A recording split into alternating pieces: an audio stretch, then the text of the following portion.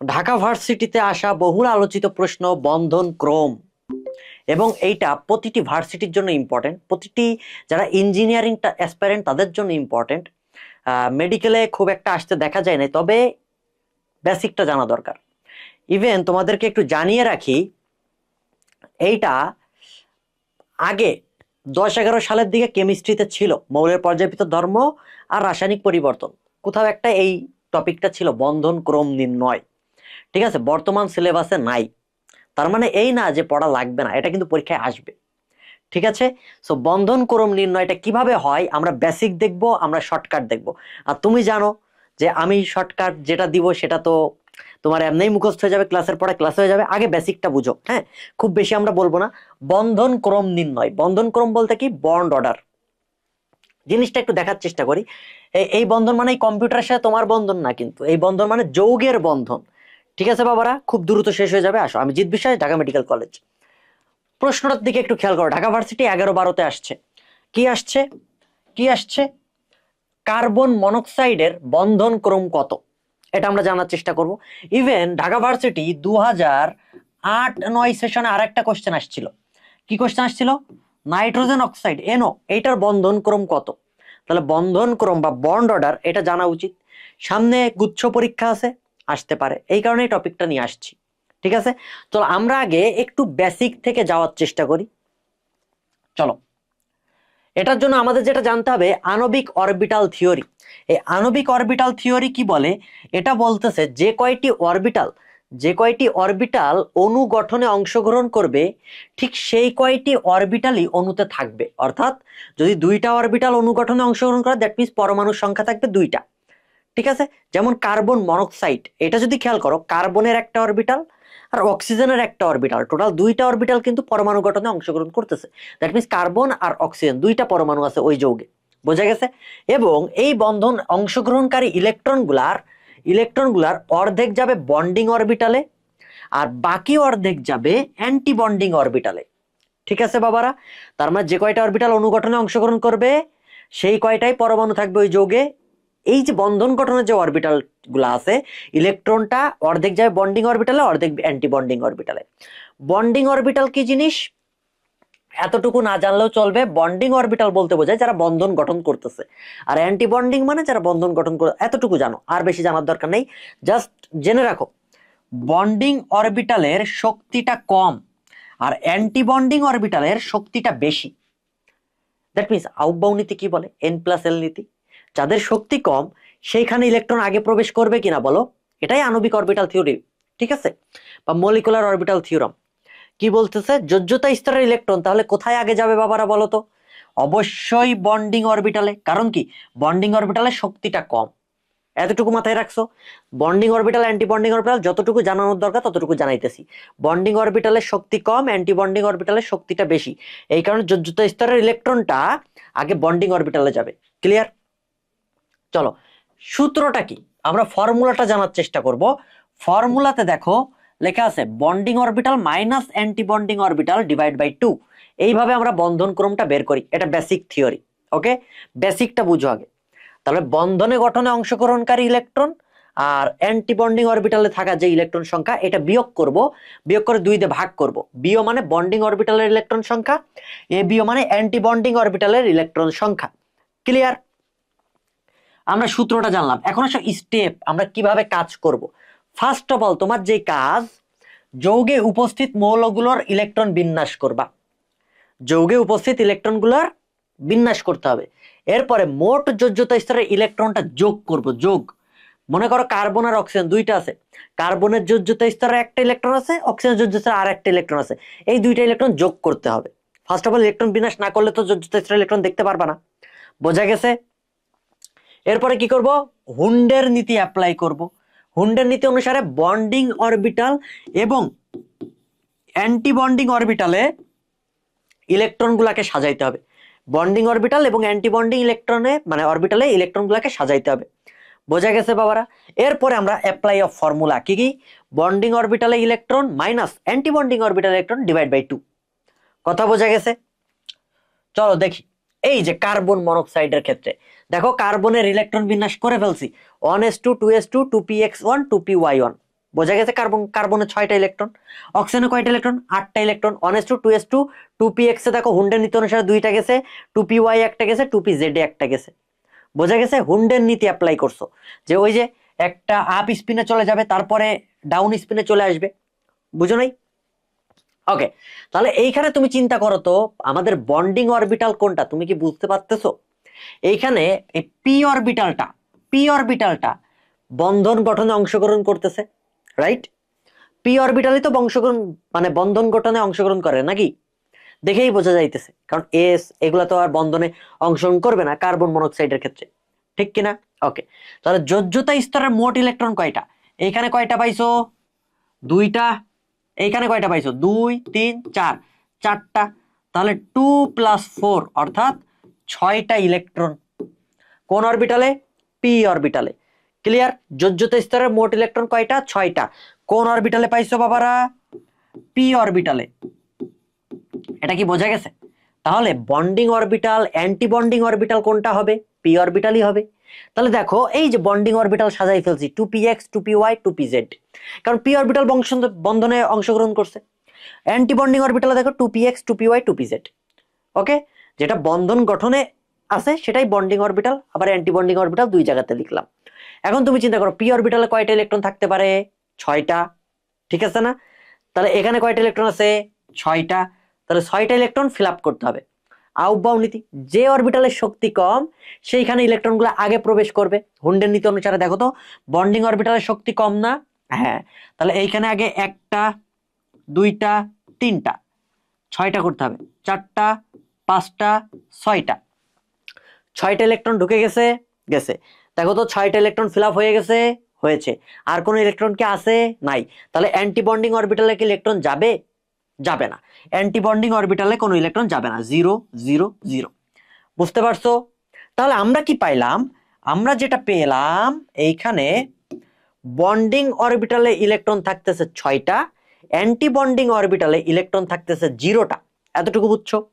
তাও 3টা স্টেপ শেষ। ফার্স্টে ইলেকট্রন বিন্যাস করছো, বন্ডিং অরবিটালটা খুঁজে বের করছো, যোজ্যতা স্তরে মোট ইলেকট্রন হিসাব করছো 2টা পরমাণুর ক্ষেত্রে। এরপরে বন্ডিং অরবিটাল অ্যান্টি বন্ডিং অরবিটালে ইলেকট্রনটা বিন্যাস করে ফেলছো হুন্ডের নীতি অনুসারে। এরপরে কাজ কি ছিল? 4 নম্বর স্টেপ, ফর্মুলা অ্যাপ্লাই।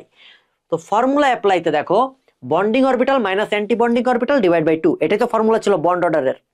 তাহলে কি হইলো? বন্ডিং অরবিটাল ইলেকট্রন কয়টা ছিল? 6টা। অ্যান্টি বন্ডিং এ কয়টা ছিল? 0টা।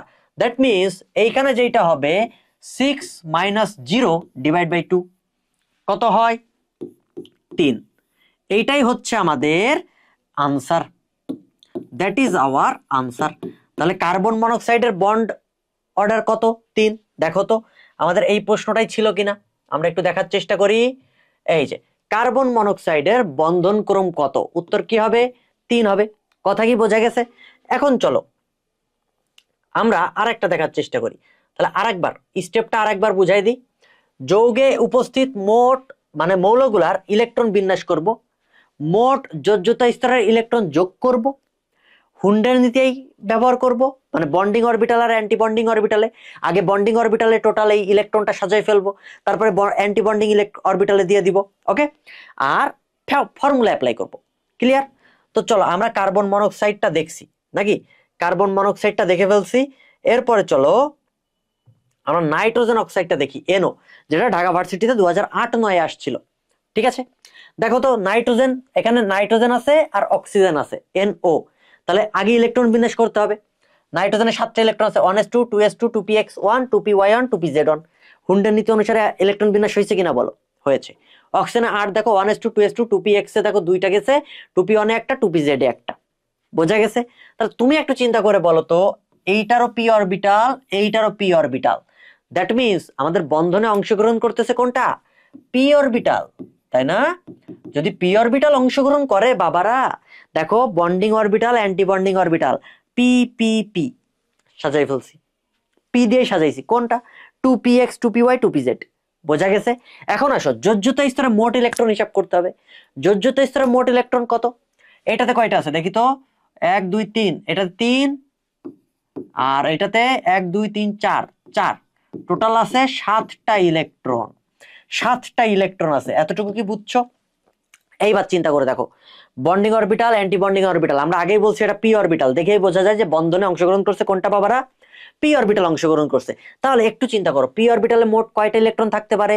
6টা, এটা তো তুমি জানো, ওই যে গুণগত রসায়নে পড়ে আসছো। তাহলে এখানে ইলেকট্রন আছে কয়টা? 7টা, যোজ্যতা স্তরের মোট ইলেকট্রন। তাহলে বন্ডিং অরবিটালে আগে ইলেকট্রন যাবে, কারণ বন্ডিং অরবিটালের শক্তি কম, অ্যান্টি বন্ডিং অরবিটালের শক্তি বেশি। ঠিক আছে, খুব বেশি কিন্তু ডিটেলসে পড়াই নাই, যতটুকু দরকার ততটুকু বুঝাইছি। তাহলে পি এক্স এ একটা দাও, 2টা, 3টা, হয়েছে?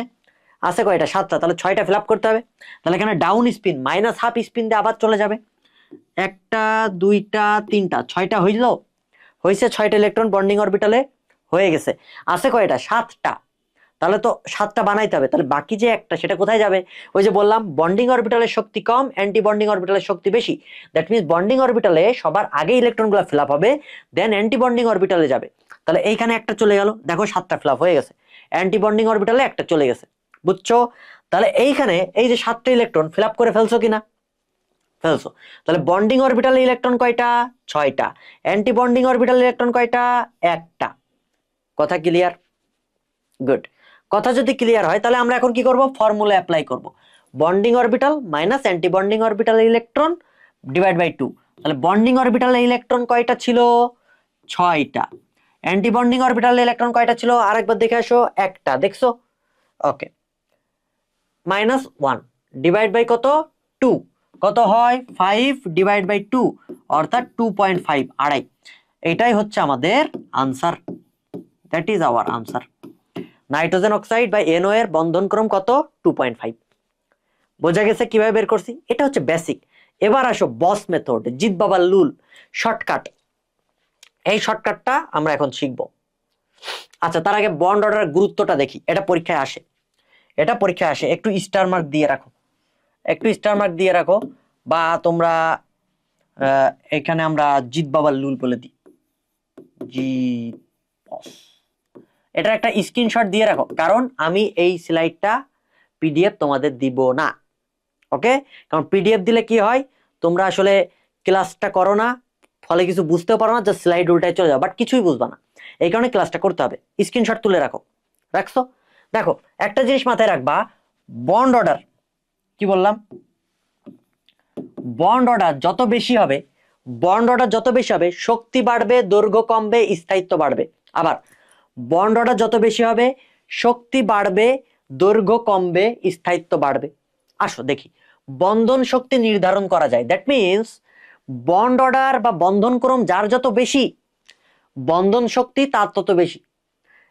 দেখো, নাইট্রোজেনের বন্ড অর্ডার 3, অক্সিজেনের বন্ধন ক্রম 2, ফ্লোরিনের বন্ধন ক্রম 1।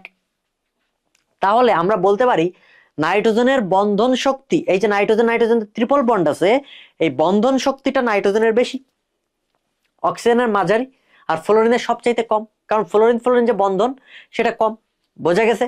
বন্ধনের দৈর্ঘ্য নির্ধারণ, দ্যাট মিনস বন্ড অর্ডার যত বেশি হবে, দৈর্ঘ্য তত কমবে। অর্থাৎ দেখো, নাইট্রোজেনের বন্ড অর্ডার 3, ফ্লোরিনের বন্ড অর্ডার 1, তাহলে নাইট্রোজেনের বন্ধন দূরত্ব, নাইট্রোজেন নাইট্রোজেন বন্ধন দূরত্বটা কম, আর ফ্লোরিনের বন্ধন দূরত্বটা বেশি। বোঝা গেছে? ওকে, আর একটা জিনিস জেনে রাখো, এই বন্ধন থেকে কিন্তু আমরা বের করতে পারি তার বন্ড অর্ডার কত। একটু দেখো তো, নাইট্রোজেনে কি বন্ড থাকে? ট্রিপল বন্ড, তাহলে তার বন্ধন ক্রম কত? অর্থাৎ N2 এর ক্ষেত্রে বন্ধন ক্রম কিন্তু 3, দেখলেই বোঝা যায়। অক্সিজেনে কোন বন্ধন থাকে? ডাবল বন্ড, তাহলে তার বন্ধন ক্রম কত? বন্ধন ক্রম 2। বুঝতে পেরেছো? এটা একটা টেকনিক, শর্টকাট। যেমন আমি যদি তোমাকে কার্বন ডাইঅক্সাইড বলি, CO2, এটার একটু ভেঙে লিখো তো, সি, এই ডাবল বন্ড ও, এই পাশে ডাবল বন্ড ও, দেখো তো বন্ধন কেমন, ডাবল বন্ড না দ্বিবন্ধন? তাহলে এর বন্ড অর্ডার হচ্ছে 2, অর্থাৎ কার্বন ডাইঅক্সাইডের বন্ড অর্ডার কত? 2। বোঝা গেছে? এটা একটা শর্টকাট, এটা একটা শর্টকাট, বস মেথড। ওকে, এরপর আসো স্থিতিশীলতা, ভেরি ভেরি ইম্পর্টেন্ট, এটাই পরীক্ষায় আসবে, এটা পরীক্ষায় আসবে। স্থিতিশীলতা বলতে বোঝাইতেছি বন্ধন ক্রম বা বন্ড অর্ডার যত বেশি, স্থায়িত্ব তত বেশি। দ্যাট মিনস তুমি চিন্তা করো, নাইট্রোজেনে কি 3 না, আর অক্সিজেনের কি বন্ধন দূরত্ব 2, দ্যাট মিনস এইটার স্থিতিশীলতা বেশি, অর্থাৎ নাইট্রোজেনের স্থিতিশীলতা বেশি। আর একটা জিনিস, বন্ধন ক্রম বা বন্ড অর্ডার যদি 0 হয়ে যায়, একটা জিনিস লিখে রাখো, বন্ড অর্ডার যদি 0 হয়ে যায়, তাহলে ডাজেন্ট এক্সিস্ট, ডাজেন্ট এক্সিস্ট তার মানে কি? তার মানে হাইড্রোজেন H2 এটা থাকতে পারে, কিন্তু আমি যদি তোমাকে বলি H3 হাইড্রোজেন 3 এটা কি থাকা সম্ভব?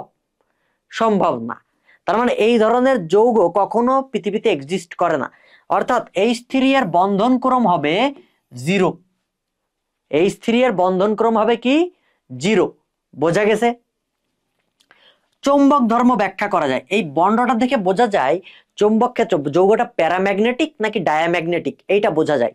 তাহলে গুরুত্ব আমরা 4টা শিখলাম। একটা শক্তি নির্ধারণ করা যায়, আমরা অলরেডি বন্ধন থেকেও কিন্তু বন্ধন ক্রম বের করতে পারি। ট্রিপল বন্ড মানে বন্ধন ক্রম 3, ডাবল বন্ড মানে বন্ধন ক্রম 2, আমরা বের করতে পারি না? পারি। ওকে, তাহলে এই জিনিসটা আমরা বুঝে গেলাম। তাহলে আমি যদি তোমাকে বলি H3 যৌগটা এক্সিস্ট করে না, তাহলে তার বন্ধন ক্রম কত? 0। এতটুকু ক্লিয়ার? আসো এইবার আমরা বস মেথডে যাই, শর্টকাট লুল এইখানে লিখে দিই বস মেথড। জিৎ বাবা লুল, লুল। যারা জানো না, যারা আমার পেইড ব্যাচের স্টুডেন্ট তারা জানো যে আমি রুল কথাটাকে লুল বলি, হ্যাঁ, এটা মজা করার জন্য। একটা জিনিস মাথায় রাখবা, একটা জিনিস মাথায় রাখবা, এই যে শর্টকাট যেটা বলতেছি ভালো করে দেখো। 14 এটার জন্য কালার চেঞ্জ করে ফেলি, লাল দি। হ্যাঁ, ওকে। 14 যেটা আছে তার জন্য বন্ধন ক্রম 3। 14 যেটা আছে তার জন্য কি বন্ধন ক্রম 3, এটা মুখস্থ করো, একদম টানা মুখস্থ। 14 এটার জন্য বন্ধন ক্রম 3, ঠিক আছে? আচ্ছা, এই পাশে যেগুলো লিখছি 8, 9, 10, 11, 12, 13, 14, 15, 16, 17, 18, 19, 20, 20টা লিখছি, এটা হচ্ছে মোট ইলেকট্রন। এটা কি বাবারা? মোট ইলেকট্রন। আর এই পাশে বন্ড অর্ডার বা বাংলায় যদি বলি বন্ধন ক্রম, এটা কি বন্ধন ক্রম। পিএইচ স্কেলের মতো চিন্তা করো বা সংখ্যা রেখার মতো চিন্তা করো। 14 হচ্ছে মিডিল পয়েন্ট, 14তে বন্ধন ক্রম কত বলছি? 3। এতটুকু বুঝছো? আচ্ছা, এর উপরের দিকে যত যাচ্ছি তত কমবে, এর নিচের দিকে যত নামবো তত কমবে। বুঝছো? এটা কিন্তু শর্টকাট, ভালো করে বুঝো, শর্টকাট বুঝো। এতক্ষণ বেসিক বুঝাইছি, এখন শর্টকাট। এর উপরের দিকে যত যাবে 14 এর উপরে তত বন্ধন ক্রম কমবে, এর নিচের দিকে যত যাবে তত বন্ধন ক্রম কমবে। ক্লিয়ার? কমবে মানে কমবে। কত কমবে? 0.5 কমবে, 0.5 ডিক্রিজেস। ওকে, তাহলে দেখো 14তে 3, তাহলে 13তে কত? 0.5 কমাই দাও, 2.5। 12তে কত? 2। 11তে কত? 1.5। 10-এ কত? 1। 9-এ কত? 0.5। 8-এ কত? 0। বুঝছো? 15তে চলে আসো, বলো তো কত হবে? দেখো 14তে 3, তাহলে 15তে কত? 0.5 কমাই দাও, 2.5। 16তে কত হবে? আরো 0.5 কমাও, 2। 17তে কত হবে? 0.5 কমাও, 1.5। 18তে কত হবে? 1। 19-এ কত হবে? 0.5। 20-এ কত হবে? 0। বুঝছো? 0.5 করে কমে যাবে। জাস্ট 14টা মাথায় রাখবা, 3 উপরের দিকে যত যাবা মানে এইদিকে 13, 12 বা এইদিকে যত আসবা 0.5 করে কমবে। বুঝতে পারছো ঘটনাটা কি? মোট ইলেকট্রন এই পাশের গুলা, এই যে 8, 9, 10, 11, 12, 13, 14, 15, 16, 17, 18, 19, 20, আর এই পাশে বন্ধন ক্রম 0, 0.5, 1, 1.5, 2, 2.5, 3 আবার কমতে আছে। বুঝছো? মুখস্থ হয়েছে? এখন আসো, এইগুলো আমরা করব, এইগুলো আমরা সলভ করার চেষ্টা করব, শর্টকাট দিয়ে হোক, যত ধরনের শর্টকাট শিখছি সব দিয়ে আমরা মানে সলভ করার চেষ্টা করব। আসো আসো আমরা দেখি। ফার্স্টে যেটা বলছে হিলিয়াম 2, হিলিয়াম 2 এটা তুমি বেসিক দিয়ে করতে পারো, ওই যে bonding orbital theory, anti bonding orbital theory, দুইটা আমি ভালোভাবে বেসিক দিয়ে বুঝাইছি। হ্যাঁ, এইটাতে আসো। হিলিয়াম 2, তুমি বলো তো হিলিয়াম 2 আসলে পৃথিবীতে এক্সিস্ট করে কিনা? করে না, এটা তো হিলিয়াম নিষ্ক্রিয় গ্যাস। নিষ্ক্রিয় গ্যাস হিলিয়াম এইভাবে থাকে, হিলিয়াম 2 অবস্থায় কি থাকা সম্ভব? কখনোই সম্ভব না। তাহলে এটার বন্ধনক্রম কত? 0। বোঝা গেছে? অক্সিজেন O2, অক্সিজেনে দেখো, অক্সিজেনে কয়টা ইলেকট্রন থাকে? 8টা। অক্সিজেন কয়টা আছে? 2টা। তাহলে 8 যোগ 8 কত হয়? 16। তাহলে মোট ইলেকট্রন কত হলো? 16। মোট ইলেকট্রন 16 হলে কত হইতো? 2। বুঝছো? মোট ইলেকট্রন 16 হইলে বন্ধনক্রম কত হইতো? 2। আসো, তার মানে এটার বন্ধনক্রম কত? 2। বুঝছো? অক্সিজেনে 8টা ইলেকট্রন থাকে না, আর অক্সিজেন তো O2 অবস্থায় আছে, অক্সিজেন 2টা, দ্যাট মিন্স 8 আর 8 16। আবার শর্টকাটে আসো, অক্সিজেন এমন ডাবল বন্ড গঠন করে, তাই ডাবল বন্ড মানে কি, বন্ধনক্রম 2। তুমি যেভাবে ইচ্ছা মিলাইতে পারবা, কোনো সমস্যা। তোমাকে আমি বেসিক বোঝাইছি, তোমাকে আমি আমার শর্টকাট বোঝাইছি, ঠিক আছে? তোমাকে আমি বইয়ের ভাষার শর্টকাট বোঝাইছি। একটা বইয়ের ভাষার শর্টকাট অনেকে অনেক জায়গায় দেখছো, একটা বস মেথড মানে জিৎ বাবার লুল, সেই শর্টকাট দেখাইলাম, আর একটা দেখাইলাম বেসিক। তোমার যেটা ভালো লাগে তুমি সেটা করবা। আসো, নাইট্রোজেন অক্সাইড, এটা তোমাকে বেসিক দিয়ে বুঝাইছিলাম না, এনো। এখন আসো আমরা শর্টকাট দিয়ে করবো। নাইট্রোজেনে ইলেকট্রন কয়টা থাকে? 7টা। অক্সিজেনে কয়টা থাকে? 8টা। 8 7 কত? 15। 8 7 যদি 15 হয়, বন্ধনক্রম কত ছিল? 2.5। বন্ধনক্রম কত ছিল? 2.5। এই যে, এটার জন্য কত? 2.5। শেষ। বুঝছো? কার্বন মনোক্সাইডে আসো, সিও। সিওর জন্য কত হবে দেখো তো? কার্বনে অক্সিজেন কয়টা? ইলেকট্রন কয়টা? 6টা। অক্সিজেনে ইলেকট্রন কয়টা? 8টা। 8 আর 6 কত? 14। 14 হইলে কত ছিল? মিডল পয়েন্ট বলছিলাম না, 3। দ্যাট মিন্স কার্বন মনোক্সাইডে কত? 3। কার্বন ডাইঅক্সাইড, কার্বন ডাইঅক্সাইডকে ভাঙো, কয়টা বন্ধন? Double bond. তাহলে কার্বন ডাইঅক্সাইডে কত? 2। Nitrogen N2, N2 nitrogen electron কয়টা? 7টা। নাইট্রোজেন কয়টা আছে? N2 2টা আছে, তার মানে 7 দুগুণে কত? 14। 14 থাকলে কত হয়? 3। অলরেডি পড়াই ফেলছি, দেখো 14টা ইলেকট্রন হলে কত হবে? 3 হবে। বুঝছো কিনা? এই যে বস মেথড, এই বস মেথডে আর জীবনে তোমার কখনো এটা ভুল হবে না। এটা তোমাদের আবারও বলতেছি, এটা ক্ষেত্রে 3। তোমাদের আবারও বলতেছি যে এইটাতে একটা প্রচুর বেসিক ছিল, এবং এটা প্রত্যেকবার স্টুডেন্টরা ভুল করে এবং টিচাররা স্কিপ করে যায়। এটা আসলে পড়াইতে চায় না, কারণ বর্তমান সিলেবাসে এটা নাই, কিন্তু ভার্সিটি বা অ্যাডমিশনের জন্য এটা প্রচুর ইম্পর্টেন্ট। ঠিক আছে, তোমাদেরকে এটা শিখাই দিলাম। তোমাদের আর কোন কোন টপিকে সমস্যা তোমরা আমাকে জানাইতে পারো। দ্য এন্ড, এটা হচ্ছে জিৎ বিশ্বাস, এই পেজে তুমি সব ক্লাস পেয়ে যাবা। জিৎ বিশ্বাস ডিএমসি, আমি ঢাকা মেডিকেল কলেজে পড়তেছি, এই পেজেই তুমি পেয়ে যাবা। ঠিক আছে, তোমাদের আর কোন কোন টপিকে, আইদার কেমিস্ট্রি হইতে পারে, আইদার বায়োলজি হইতে পারে, হ্যাঁ, বা ফিজিক্স হইতে পারে, শর্ট ট্রিক্স জানা দরকার, প্রত্যেকটা জিনিস তোমরা কমেন্টে জানাইতে পারো যে এই জিনিসটা বুঝাই দেন, আমি সলভ করাই দিব। ঠিক আছে, এটা একটা সিরিজ আকারে চালনা করব, যেগুলো আসলে তোমরা স্কিপ করে যাও বাট জানা দরকার। দেখো এই বন্ধন ক্রম, তুমি কোশ্চেন ব্যাংক সলভ করতে চাও, হাজার হাজার প্রশ্ন পাবা। ইভেন এই হিলিয়ামের এটা তোমার কৃষি গুচ্ছে আসছে। ঠিক আছে, সামনে গুচ্ছ পরীক্ষাতেও আসতে পারে। সো আমরা বন্ধন ক্রমটা শিখে ফেললাম। কেমন লাগলো ভিডিওটা জানাবা, শেয়ার করে দিও, আর তোমাদের কোন কোন টপিকে সমস্যা আছে অবশ্যই অবশ্যই কমেন্ট করবা। ঠিক আছে বাবারা, ভালো থাকো।